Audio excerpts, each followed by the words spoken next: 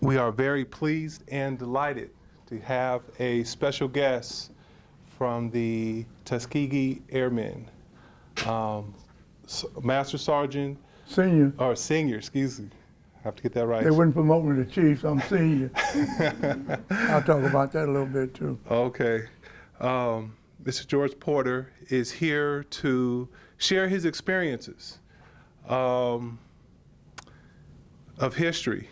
Of American history in this country that reflects not just African Americans, but all Americans and all people around the world were affected by the contributions that our airmen made to bringing not just our country, but our world together as we know it today.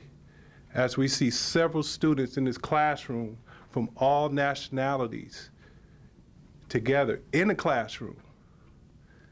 And a huge part of this is because of Mr. Porter and his comrades during World War II and after. Mr. Porter is here to share these experiences with us. And he is living history. So let's welcome Mr. Porter. When I started out, I tried to get into the program after I graduated from high school. And I went to New Orleans, Louisiana. I'm originally from a little town called Slidell. But I lived out 4 miles outside of Slidell, like Monterey Trail is in Sacramento. And anyway, when I got there, they insulted me and told me to go home, all kinds of names. And there's no blacks flying airplane. So I came home, and about 1940, early part of 41, they sent me a draft notice to come into the service. And I didn't go. And after the second notice came, my mother said, "George, you better go because don't they'll come and lock you up." So I got into the service in October 1942. They sent me to Fort Francis, Warren, out Wyoming, to take my basic in the quartermaster. See, what they did with all the blacks, they put them in the quartermaster corps so they could do all the dirty work for the white boys. We had to do the KP, the guard duty, and things like that. So if any of you saw that TV program on Channel 16 with Colonel Alexander Jefferson, he explained that to you how he didn't want to do that, so he got into the program to fly airplanes. So after I finished my basic training at Fort Francis, Warren, they sent me to Will Rogers Field to show you how dumb the government can be. When they put these guys into the training program, they forgot they had to have, for every one pilot in training, you got 10 support people. That includes your mechanics, your communication, your armament people, the cooks, the medics, and all those. So, and I'll give you a few other statistics. Out of 962 pilots that graduated, we have less than 152 still living. Out of the 25,000 that supported those guys, we have about maybe 10,000 of us still living. I'm 89 years old and doing good. And I enjoy telling the history and the legacy of the Tuskegee Airmen, and that's why I like to talk to you young people. You guys got a hard road to go to get your education all the way through college and all. But I tell you, if you got your head on right, you can make it. And when they found out that we were as smart as we were, then they started putting us in charge of programs. So, and I tell you this, when you're smart, sometimes they keep you out of the main wall. Because of my achievements and everything in the airplane engine mechanic school, they didn't send me overseas with the group. They sent me back to Tuskegee, Alabama to train the other guys to go overseas. So the airplanes they gave us to fly, for the pilots to fly down in Tuskegee, were the P-40s that General Claire Chenault had used in the China-Burma run. They were all burned out. So out of 22 aircraft, we could keep maybe 5 or maybe 10 or 12 flying because we couldn't get parts. And to show you how well the government had done their job, when we'd order parts, they wouldn't send us the parts. So on pumps, valves, and cylinders and all, you're not supposed to make those repairs. You get one to replace that one and put the new one on. So we learned how to take those and take them apart and put the seals and things in them and then put them in the tester. They tested okay, we put them back on the airplane. And that's how we kept the airplanes flying. And the one thing our pilots don't like me to say, but when we had, on the P-40, they had ducts that run through the wings, the cool sighting equipment in the airplane. So what we would do, when we'd order a duct and they wouldn't send them to us, we'd go up to the mess hall, and you know these gallon cans that tomatoes and fruit come in? We'd get those cans and go down and wrap that hole with those cans and wrap it with baling wire, but we check it after each flight. And the pilot said, man, you guys are doing a heck of a job here. But that's how we kept the airplanes flying. But you know, I don't know if you know, the pilots go through 4 phases of training. The pre-flight and the examination phase, where they do schoolwork and all that, and then basic training once they graduate, and then advanced training. And once they get advanced training, that's when they get their bars and their wings, and they come over and get their transition in the fighter plane. And that's when I was crew chief on, an inspector on, and I had 4 or 5 airplanes under my command to make sure they were in commission and they could fly the airplane. So you see, you have to understand you got to be instructive as well as creative and know how to do the job. And the one thing I'll say the government did do, for every piece of equipment that they bought to put into the military services, they issued operation books, which was called tech orders. And those technical orders, the -1 told you how to operate it, the -2 told you how to maintain it, and when to pull inspections and so on. The -3 gave you the different systems and showed you how the system was in parts, and the -4 gave you the part number to that particular part you need to order. You take that part number and go to supply and order the new parts that you needed. So what I taught my mechanics, you read the -1 and the -2, you become proficient in those 2 books, and you'll be all right as a crew chief or a mechanic. And that's why I made those guys do their job right. So that's why I tell you, don't do a halfway job. Do the best you know how to do. If you're on the sidewalk doing good, don't let your friend down here in the gutter doing something bad pull you from the sidewalk to the gutter. You don't need that guy. That's dead weight. And that don't mean you're not going to succeed. And when that door of opportunity opened, General Chappie James, the first four-star black general, was a good friend of mine. He used to make real good speeches. And he always said, when that door of opportunity opened and you're walking in, your friend back here doing something you're not supposed to be doing, hey, wait for me. The door gonna close on him because you're going in the door. So do your best, and you can't reach down and help a friend with your fist closed. You gotta reach down and help a friend with your hand open to help lift them up. And that's what we used to do. And I always like to tell you people, my dad had a grocery store. I'd steal candy out there to take to school with me every day. But you know what I did? I gave those smart kids a candy bar. I got my lesson. I wasn't an A student, but I was a B student. So you have to know how to do the system, understand how to operate. But don't let it up here and then you lose it. Because if you're not thinking right, you're going to lose whatever things you've gained in your way of life. And I always like to say that when you're in school and you need some help, you talk to your teachers. I can say this about those instructors that I was in the 2nd class of life to go into an airplane engine mechanic school. We made the highest score in that school, in that class that had ever been made in that school. And Major Lawrence Fox was our commander. He was a white man from Louisiana, and he taught psychology at Louisiana Tech. And because of his knowledge and the way he operated, they hired him to be our commander. And he had an adjutant that would go around making inspections and all. It looked like he was eating a lemon all the time. He was so mad with black folk. And he tried his best to wash out as many of us in training that he could by giving us demerits for things that's wrong in your room. I'll never forget, he wrote me up once for pants being on my bed after I left and went to class. And when I came back, I got those pants, and I went over to Major Fox. He said, now, Corporal Porter, you know better than this. What are you doing leaving these pants on your bed? I said, Major, why would I leave pants on the bed I can't wear? He said, what do you mean? I held the pants up to fit some little midget, not me. He said, you go back to your bags. Okay, I understand what's going on. So you have to make sure you got the goods you need. 2 guys flew in an airplane from Harmon Field in Chicago to Washington, D.C. to prove to President Roosevelt that blacks could fly an airplane. And when they got to Washington, they went in and got on that little cart to take you from one building to the other. And Senator Harry Truman was in that cart room going the same place. He wanted to know, what you guys talking about? He said, well, these 2 guys flew this airplane in and proved to President Roosevelt that blacks can fly airplanes. He said, I want to see it.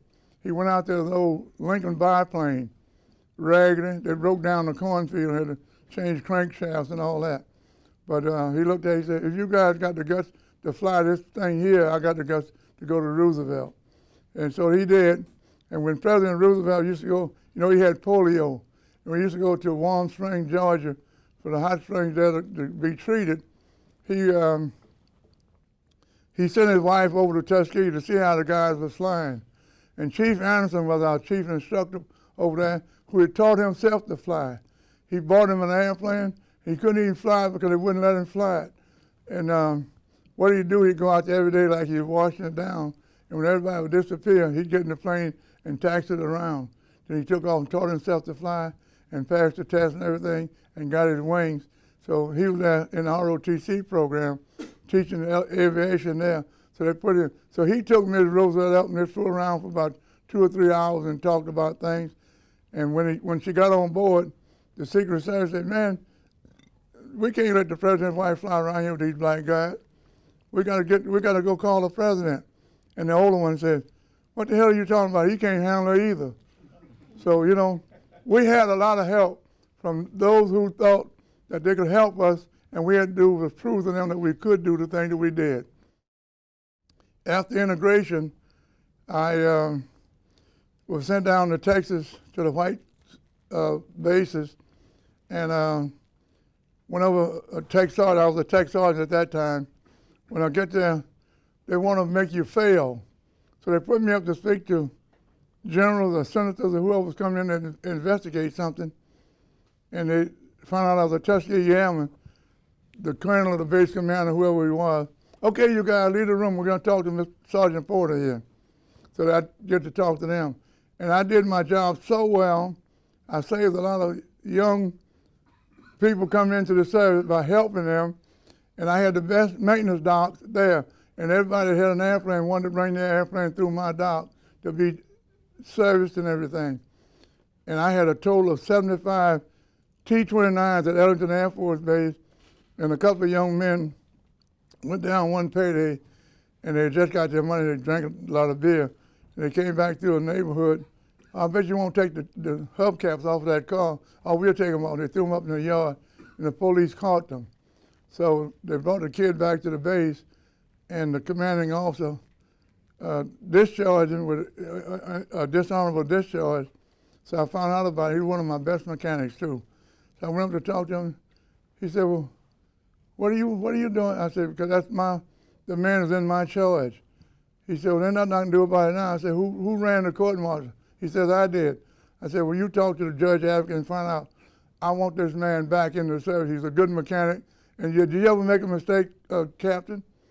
Oh, yeah, I made some mistakes. Well, then give this guy another chance. So sure enough, they gave him another chance. When I went to Vietnam and Korea and Chrome Dome, all those places, and I came back, they assigned me here at Mesa Air Force Base on KC-135s and B-52s. And again, they put me up to brief different people. And SECC, Strategic Air Command, always have a way of pulling tests on bases that they had their airplanes at to see if they could maintain the decor that they needed. Because you got to understand this. If they get a warning that a missile is coming in to hit your air base or whatever, they only aim at the runway so that the airplanes can't take off.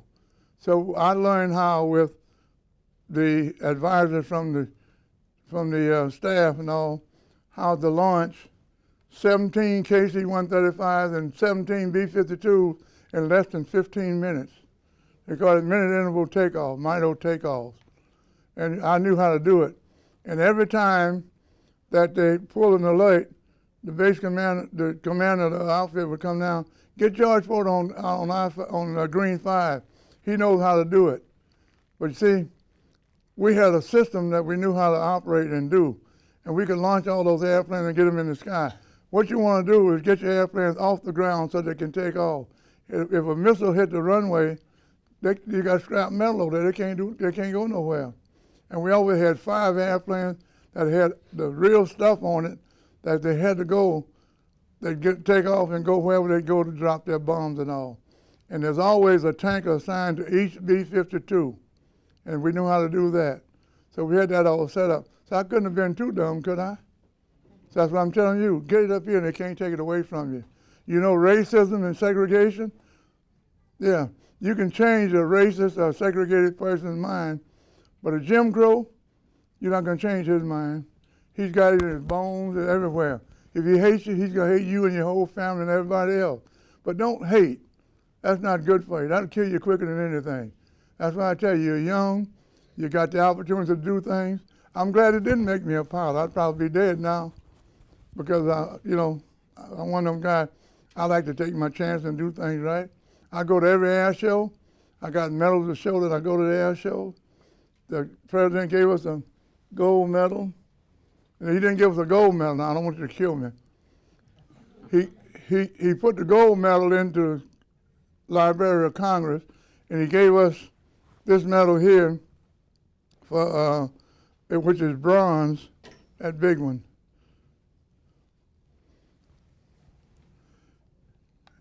And you see the pilots always get this a little dirty, but this is a bronze medal.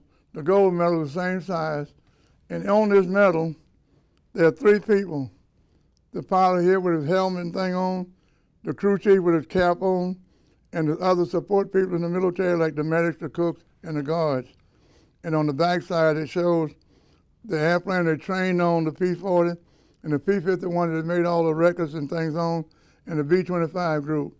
And to show you how smart I was, when one of the supervisors came out to fly a P-40 one day after his wife had a baby, I found out they were having a B-25 outfit coming up. So I told him I'd like to get in there. He took my name. 2 months later, I was on my way to Englewood, California to take B-25 training. And this is me flying on the B-25. I operate that top turret right there. And those are air show pictures down there you see down there later. And I'm going to tell you one last thing and let you ask me a question. These 2 girls down here at the bottom, our chapter down there, they taught them to fly. And this one girl flew from Los Angeles to Virginia, and she had to make her stops and all. But that's the youngest person that ever flew an airplane from the West Coast to the East Coast and back.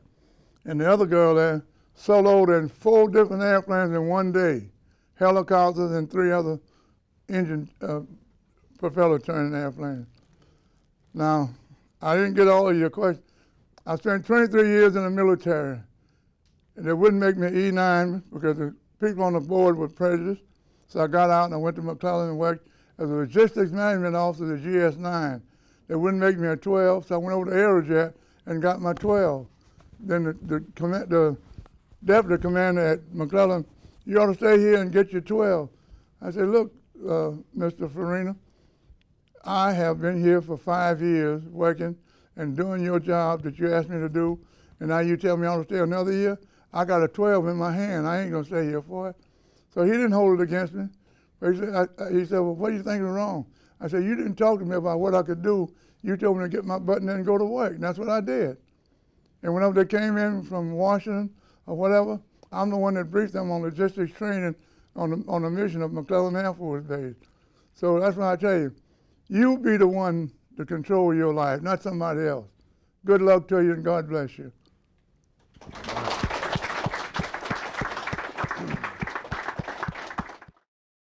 While in the military, were the white soldiers racist like how they are in the South? We had some, not all of them. I had some good pilots. I had some good guys that worked with me. I'll tell you this example. When they transferred me to Keesler Air Force Base, I'm the one that had the experience on T-29 airplanes. So they wanted me to train another master sergeant to be in charge of those airplanes. The white operations officer came out to me and said, "George, why you got to train somebody? You already trained." I said, "You tell the general that." And he did. So he hired me. So they sent 5 other guys off to T-29 school to become familiar with the T-29s. And they came back, 3 of them came to work for me. And one of them said, "I ain't going to work for that end. I don't never worked for one in my life before." Now, after about 6 months of operation over there, we had such a good outfit going, he told his friend, "I'd sure like to get in that outfit." His friend came to me and said, "If you hire that so-and-so, I'm going to leave you myself." So you see, you got some good ones and you got some bad ones. How did the war affect people after, physically and emotionally? Well, it was devastating in a way because after all the records that they did in combat, and they had a terrific record that no one else has ever had. Now, they said they never lost a bomber. According to Colonel Alexander Jefferson, they did lose a couple, but they didn't lose many. But when they came back and got off the ship in New York, the signs were still up, colored over here and white over here. And they never had a ticker tape parade. And they did more than any other outfit in combat. Okay. What was the one battle that stood out the most? I think the one battle that stood out the most was when they shot down 17 airplanes in one day. And they were fighting artillery in the lower part of Germany that one of the pilots always said in one of his speeches that he was going in strafing this organization, and he passed by and he saw this couple on a veranda upstairs area, and it looked like it was a wedding party and all, and the priest was out there, and he says, "As I flew by, I cut my guns off, and I went around and came back around and waved my wings at him and took off and came on back." He says, "I saved their lives because they weren't fighting us, they were getting married." How was the war in the sky different from the war from the ground? Well, the air, the pilots and so on were officers, and the one on the ground was usually enlisted men, NCOs, and some officers. But as Alexander Jefferson, Colonel Alexander Jefferson says, you know, when I went in, they were just changing from $21 to $55 a month. And at that time, bread was a nickel, a pound of sugar maybe 5 cents a pound, eggs 10 or 15 cents a dozen, and things of that nature. But you see, when he went in as a cadet to become a pilot, he was getting $75 a month. So he was making more money, and the prestige was better for him than it was for us. But like he always says, do you want to be the grubby one or you want to be the clean one with the white scarf on and all that? How did you feel after the war? Well, I've got some criticism about certain things, but I'm glad I'm here. I spent a total of 45 years, 23 active duty and 22 civil service. And all those years have been good. I had to prove myself everywhere I went. But I didn't let that deter me from doing my job and helping the ones to do their job. And I'm just proud of my service career. What are some positive and negative experiences you went through in this time? Well, positive experiences, and I have to tell you this, in order for me to make senior master sergeant in charge of these aircraft here, there was a white lieutenant colonel from Mississippi that went to the promotion board. He said, "What you guys hung up on?" "Well, we want to know who to make number one for chief master sergeant, for senior master sergeant." And he told me, "You only got one that can make senior master, and that's Sergeant Porter." But when it got to the chief master sergeant board, he wasn't there. They'd already shipped him out. So that's a plus for me, I think. You know, when you find people who are going to help you because of what you can do and how well you can do it. The ones I didn't like was the one that would come up and stand in your face and make silly, crazy jokes between blacks and whites and things you may have heard years ago that you don't hear anymore. But I didn't let that deter me from doing my job. Have you ever have a flashback from a dog war? Well, I had to have some because, you see, I didn't get into World War II, but I was at Chrome. Anybody know what Chrome Dome was? Okay, Chrome Dome, we had these airplanes out here at Mesa, and in order to protect the northern part of the United States, we went to Austin Air Force Base in Alaska, Fairbanks, Alaska. And every site base that had KC-135s on it and B-52s, they'd send one B-52 up to fly from Greenland to Russia and back to Greenland. And we had to supply that airplane 3 or 4 times with fuel to keep him up there for 26 hours. That was Chrome Dome. And we had U-2s and command ships and all those. Command ships of the airplane can sit up here at about 80,000 feet and come down here and know every one of us by name, know who we are, and what you look like. So those are the pluses that I got involved in. And you can't find Bin Laden? That's a damn lie. The gruesome twosome, how were they like? Oh, man. And he just died here recently. Lee Archer, did you see that in the paper, Lee Archer? He was supposed to be our only ace. He and Pruitt, they were so good at their combat flying and all. And Lee Archer should have been they never gave him credit for his last shoot down. And one time he tells this in one of the movies that I have, where he was flying wingman to Pruitt. Pruitt was the commander, and Pruitt had a German fighter plane in his sights and never fired. He wondered what the hell was going on. Why don't he shoot that airplane down? So they couldn't turn on the radio to talk back and forth. So they had different signals. And Pruitt gave Lee Archer the sign, he's jammed. He's jammed. I'm jammed. That meant his guns were jammed. So then Lee Archer took over and shot down 3 airplanes that day. And they were called a gruesome twosome. They were quite a team together. I knew both of them. Please elaborate on how many casualties did you have? How was the situation in the U.S. about it? Well, it's like, I'll have to say it like Alexander Jefferson said it. When you lose a man in combat, you don't have time to stop to cry over him. You have to go and protect yourself. And like he says, when you're flying along, your wingman go down.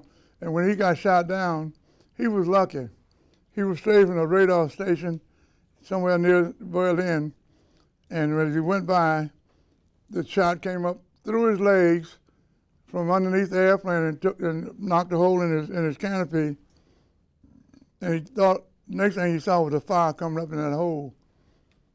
And he got to figure out how to get out of here. So he knew the emergency procedure for turning the airplane over and dropping out. But he didn't have time to do that, so he just popped his canopy and pulled his parachute. And you're sitting on your parachute, it pushes you up, and the wind catches the parachute and took him on out. And as he was only about 800 feet off the ground. And when he floated down, he was in the trees. And by the time he got through the trees, he was all scarred up and all. He was getting his parachute to go, and the Germans took him in captivity. Now, we lost 66 men in combat. We had 32 shot down and prisoners of war. And those guys come back, and they were treated equal in a foreign country who was supposed to be their enemy than what they were in their own in the United States Army Air Corps. How was life as a Tuskegee Airman? What were some obstacles and challenges? Well, my biggest obstacle was when I was trained at Tuskegee, and especially after I got my wings and all, to fly on B-25, I'd go to my hometown and get in Atlanta, Georgia, or New Orleans, and the MPs there called me at the end, and what are you doing with the wings on? You didn't know blacks flying an airplane, but they didn't know. So I had to take my wings off. See, so they made me disrobe on what I was actually available to do. So that was a minus as far as I was concerned. But it didn't stop me from doing my job well. Since some of the Tuskegee Airmen were treated better in other countries in Europe, did some of them think about probably not fighting for the Allies and going to fight over in a different country? No, we were a family. And you know why they were so good? they didn't want us over there. So these guys had a chance to train. When they went overseas, they had 200 or 300 hours of flying time. When most of the pilots going over only had maybe 15 or 18 or 20 hours of flying time. So they really didn't know how to do combat maneuvers and things of that nature. And what I like, I'll put my cane down a moment. Colonel Jefferson speaks about it in that movie I was telling you about. It was on Channel 16. When the bomb was at 20,000 feet, we had 4 squadrons. The first squadron was at 1,000 feet above that, 21,000. The next one is at 1,000, 22,000. The next one's at 23,000. Now, the bombers are going along at 160 miles an hour, 160 knots. And their airplanes, if they got down to 160 miles an hour, they stall out. So what they had to do, they had to fly cycles around in order to stay with the bombers. And Colonel Davis had told them, if any of you leave to go kill other fighters from Germany, I'm court-martialing you and sending you back to the States. So they had to stick with the bombers. So that's how they were perfected in doing their job in protecting those bombers. They never left them. How did the war affect people after physically and emotionally? Well, the worst thing was not giving us, what you're hearing now, all this was classified. Even the recruiting officers didn't know that they had blacks flying airplanes. And we had young ladies who were good pilots and all, but they wouldn't take them because they were black. They wouldn't even take them into the airfaring group to fly the airplane to the combat places so the pilots could fly them. And we had several in the civilian pilot training program that got their license and all, but when they went to Tuskegee, they couldn't take them because they were female. And they went to the WASP squadron to fly with the WASP group, they were black. So you had all kinds of things that eliminate you. But don't let that eliminate you from doing your best. What was one thought that you remember before and after flights, and how has that thought impacted you now? Well, I don't tell this one too much, but when I was in charge of those airplanes, I was telling you about at Keesler Field. I was taking out one of my flight engineers, and we were going from Biloxi, Mississippi, to San Antonio, Texas, to Randolph Air Force Base. And the pilot who was flying it wasn't really a T-29 pilot. And as we got over New Orleans, it was near Lake Charles, his left engine internally failed and had oil coming all out of it, going over the back of the airplane. And one of the guys pointed it out to me, so I went up front and I told the pilot what was happening. He said, well, all my gauges are reading good. I said, that don't mean nothing. You're losing oil back there and you want to go see it, you can go look at it. So he said, well, what am I supposed to do? I said, did you read your dash one? Yes, I read the dash one. Well, you're supposed to feather that engine, and this airplane will fly just as good on one engine as it will on two. And you don't want to kill somebody up here because you're going to keep this engine delaying you from doing your job. And he didn't like the way I talked to him about it, so I'm not going to shut it down. I said, okay, just remember what you said. Because after each flight like that, you go through what they call a debriefing ceremony, and you have to tell the truth on what happened. And he knew I'd have to go tell the truth.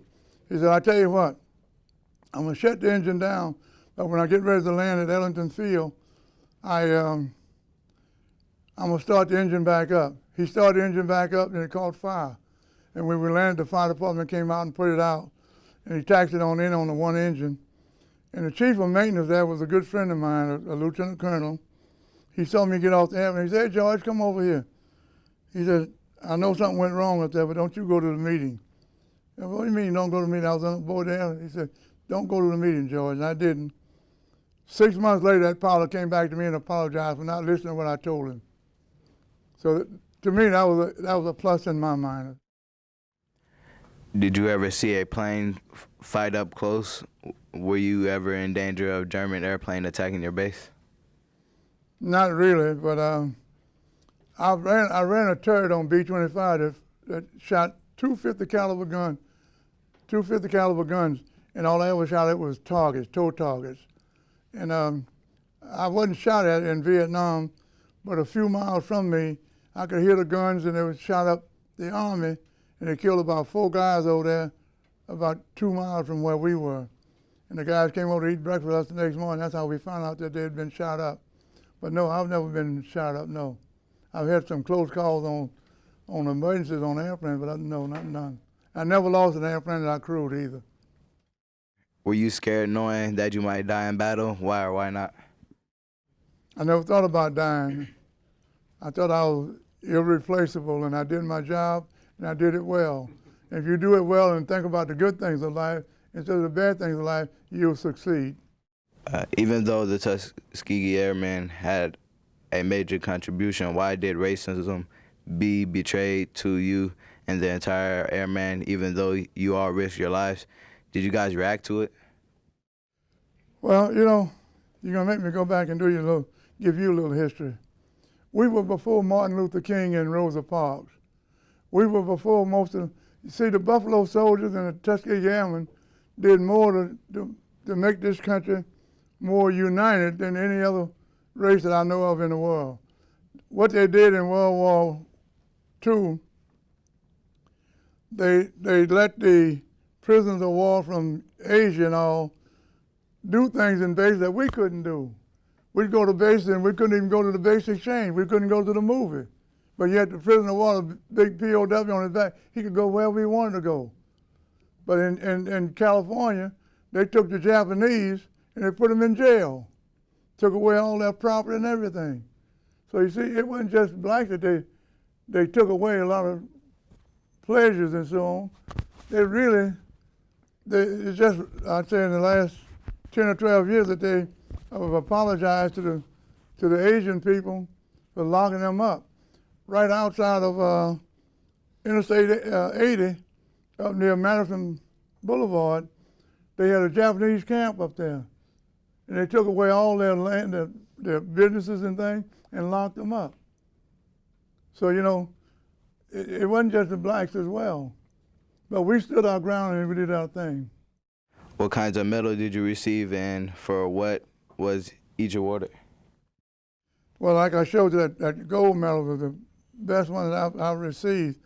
But your governor of California, when we got the gold medal back in 2005, he had us in his office, all the Tuskegee Airmen of California from Southern California and Travis Air Force Base and around, and he gave us a speech, and he told us, you know, I came up under the Nazi regime. My dad was a Nazi, but I didn't want to get involved with Nazism, so I came to the United States and I got with some good people, the Kennedy people. So you don't have to stay in a situation because of your parents or somebody else. You can do better. I knew kids that their parents were alcoholics and they didn't even drink a glass of wine. So it's up to you to make up your mind how you want to do it. Out of all the projects that you worked on, which one was the biggest and one that you're proud of? Well, I have three, really. The one from Keesler Air Force, as I told you, I was in charge of the 5 airplanes for the general staff. And the other one was being a Tuskegee Airman. That should be number 1. And the next one was at McClellan Air Force Base, when I proved my ability to do the job better than anybody else on the base, and then don't get promoted. It's a pleasure to be here and to listen to you talk and all the wisdom that you're sharing. One of the questions that I thought, you fought for the country over the years and spent so many years trying to do the right thing. Did you ever felt after having maybe traveled outside the country that maybe you kind of wanted to be somewhere else, or you just felt committed to be here, and even though it was a difficult fight? I'm more than committed to be here. I grew up in the New Orleans area. If you've ever been to New Orleans, you want to go back again.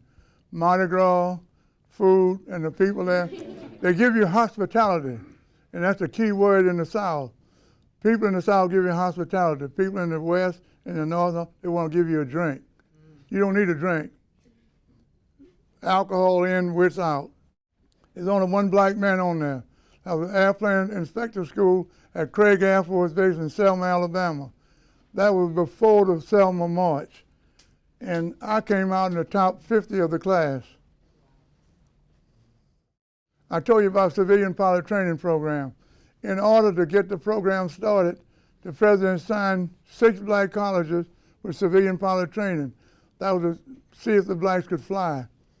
Okay, when even in the civilian pilot training program, they washed out. If you couldn't pass your test and pass the flying ability and so on, they washed you out. Now, when you even graduated, we had guys that came to Tuskegee liking 1 degree and being a doctorate degree. He washed out. We had several that had master's degree. They washed out. They wanted to wash out because they'd never been exposed to segregation like it was down in Tuskegee, Alabama. Mr. Porter, Yes, sir. it's been a true pleasure, honor for you to come It's a here good and group. share They're your listening. experience.